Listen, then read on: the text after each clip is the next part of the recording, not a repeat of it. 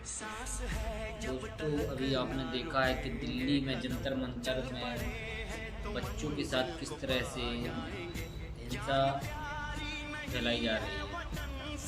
बच्चों को लेकर टारगेट किया जा रहा है। आप अपना उद्देश्य करने के लिए बच्चों को कंधे पे रखकर गोली क्यों चला रहे हैं।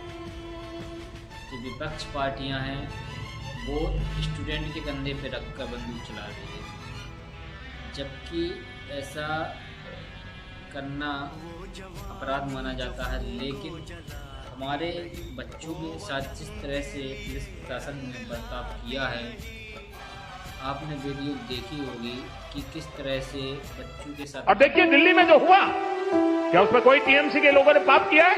नहीं किया है। डीएमके के लोगों ने पाप किया है? नहीं किया है। बसपा के लोगों ने पाप किया है? नहीं किया है। फारूक अब्दुल्ला जी की पार्टी ने पाप किया है? नहीं किया है। सिर्फ और सिर्फ सरफरे नेता, कांग्रेस के बेलगाम नेता देश को तबाह करने पर तुले हुए हैं। अगर आपको प्रधानमंत्री की कुर्सी पर बैठना है तो पहले आपको जनता के दिल जीतने पड़ेंगे। बच्चे वहां अपनी मांग पूरी करने के लिए गए थे, लेकिन उसमें से कुछ लोग ऐसे भी थे जो अपना उल्लू सीधा करने चले गए। अब देखो, जहाँ कहीं भी लड़ाई होती है, झगड़ा होता है, आंदोलन होता है, तो ये हाथ की 5 उंगली ही एक सी नहीं होती है। तो वैसे ही उस आंदोलन में हर स्टूडेंट नहीं था। उसमें कुछ विपक्ष पार्टी के कार्यकर्ता भी शामिल थे, जो कि दिखने में उनको स्टूडेंट ही लग रहे थे। लेकिन दूसरी प्रशासन की ये गलती है कि उनको सिविल ड्रेस में जो बंदे रखे थे, ये उनकी गलती थी। क्योंकि अगर कोई स्टूडेंट आक्रोश में आकर, गुस्से में आकर किसी को मार देता तो इसकी जिम्मेदार कौन थी? इसका आरोप किस पर जाता? सरकार पर जाता। तो ऐसा सभी मुद्दों पर उनको सोचना चाहिए था कि हालात कहीं भी बिगड़ सकते हैं। चलो, माना कि प्रधानमंत्री की सुरक्षा को लेकर उन्होंने इतना घेराव, मतलब इतनी सुरक्षा रखी, और स्टूडेंट ने पीएम आवास संसद को घेर लिया था। उसी समय, अच्छा समय देखते हुए कांग्रेस और समाजवादी पार्टी ने भी उसी टाइम पर धरना रख दिया दिल्ली पर कि बच्चों की मांगों को पूरा किया जाए। अच्छा, आप इतने ही ईमानदार होते तो क्या आप लोगों की भी तो सरकार रही है, समाजवादी की भी सरकार रही है, कांग्रेस की भी सरकार रही है। एक बार पीछे मुड़कर देखो, अपने बड़े बुजुर्गों से पूछो एक बार कि जब समाजवादी की सरकार थी यूपी में तो कैसा गुंडा राज चलता था, और जब योगी की सरकार है तो कैसा भी माहौल है। जब कांग्रेस की सरकार थी तब कैसा माहौल था, और जब बीजेपी की सरकार है तब कैसा माहौल।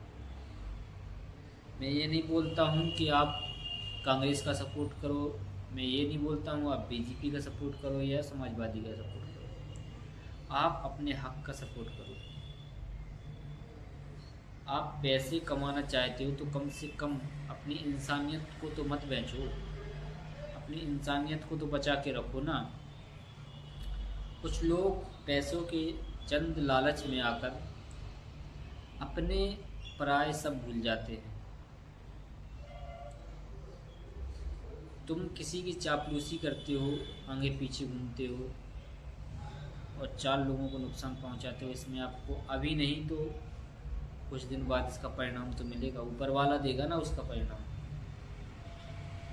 लेकिन सबसे बड़ी बात ये आती है कि जब हजारों लाखों की संख्या में स्टूडेंट वहाँ थे, चाहे वो जिस हालत में थे, लेकिन एक बार पीएम नरेंद्र मोदी को आश्वासन देना चाहिए था।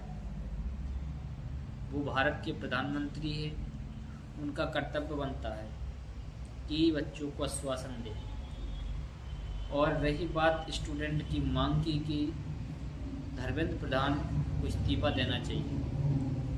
आप एक बात बताइए मुझे, जब कोई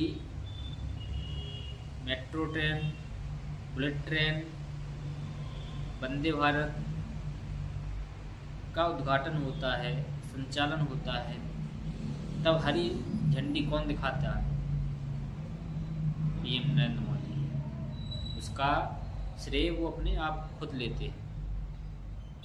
जब कोविड-19 में वैक्सीन लगी थी तो वैक्सीन से बड़ी तस्वीर हमारे प्रधानमंत्री की थी। जब अंतरिक्ष में विमान पहुंचाया था तो अंतरिक्ष से बड़ी तस्वीर हमारे प्रधानमंत्री जी की थी। और कुछ लोग बोलते हैं कि अगर आप यहाँ से निकलकर कहीं बाहर आपका कोई दुर्घटना होती है तो इसकी जिम्मेदार कौन होगा? इसका जिम्मेदार वही होगा जो इसका मुखिया होगा। एक आप उदाहरण ले लीजिए, आपके घर में बच्चे हैं, कहीं बाहर लड़ाई लड़के आते हैं तो विपक्ष के लोग किसके बाप को ढूंढते हैं? उस बच्चे के बाप को ढूंढते हैं कि भाई कहाँ गया इसका लड़के का बाप, इसने इस तरह की घटना, इस तरह की बदतमीजी की है। जबकि उसका बाप तो आराम से भजन कर रहा था। उसी प्रकार धर्मेंद्र प्रधान शिक्षा मंत्री हैं तो उनका दायित्व बनता है कि जो नीट का पेपर लीक हुआ है उस पर चर्चा करें, उस पर गंभीर रूप से विचार करें।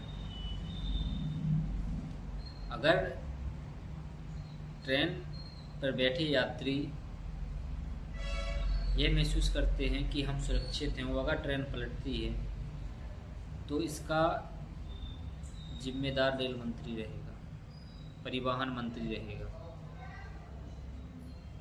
अब लोग कहेंगे उसकी क्या गलती? उसकी गलती है ना, जब उसका उद्घाटन होता है तब तो अपना नाम लेता है ना कि मैंने कराया। जब कोई नई एजुकेशन सिस्टम चालू होता है तब तो धर्मेंद्र प्रधान बोलते हैं कि देखो मैंने ये कर दिया दोस्तों, मैंने ये कर दिया। तो प्रधानमंत्री जी, आप भी एक बार बच्चों को सामने आकर उनके आश्वासन दो, उनको बताओ कि मैं आप लोगों के साथ हूँ। उन्हें एक बार, अगर आपका इसी तरह चलता रहेगा कि आप चुप रहोगे तो ऐसे में आपको भी खतरा है, आपकी सरकार को भी खतरा है, आपकी सरकार गिर सकती है। तो आप चुप बैठने से कुछ नहीं है, इसका सॉल्यूशन दो। जो भी सॉल्यूशन है उसका सॉल्यूशन निकालो और बच्चों के साथ न्याय करो। आशा करते हैं कि आप बच्चों के साथ न्याय ही करोगे, नहीं तो आप इतना मान के चलिए कि आप 70% माइनस में जा रहे हैं। बच्चे देश का उज्जवल भविष्य होते हैं। तो आप आशा करते हैं कि उनका साथ जरूर देंगे। जय श्री राम, जय बागेश्वर।